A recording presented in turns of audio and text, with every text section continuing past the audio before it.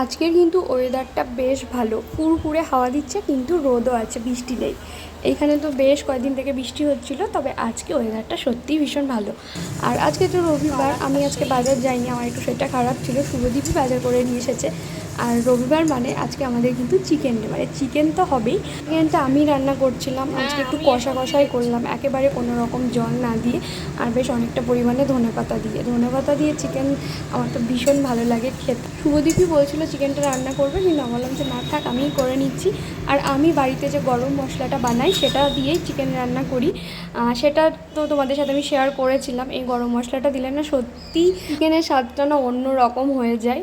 আর তার সাথে চিকেন পকোড়া খাবো না এটা তো হতে পারে না, চিকেন নিয়ে আসলেই আমরা এইভাবে একটু পোড়া চিকেন করে নিই, যেটা রান্না করতে করতে আমি আর শুভদীপ খাই, ভীষণ ভালো লাগে। আর তার সাথে এখানে আমি করেছিলাম আজকে কলমি শাক, পাঁপড় ভাজা, এই ঝিরিঝিরি পাঁপড়গুলো মা দিয়েছিল সেটাই ভেজে নিলাম, আর তার সঙ্গে একটু অন্যরকম কেনা পাঁপড়ও ভেজে নিলাম। আর পাঁপড়টা খাওয়ার জন্য আমি বানিয়েছিলাম মুসুর ডাল, যেটা কাঁচা রান্না করেছিলাম, মানে জাস্ট সেদ্ধ করে। এই ছিল রবিবারের আয়োজন।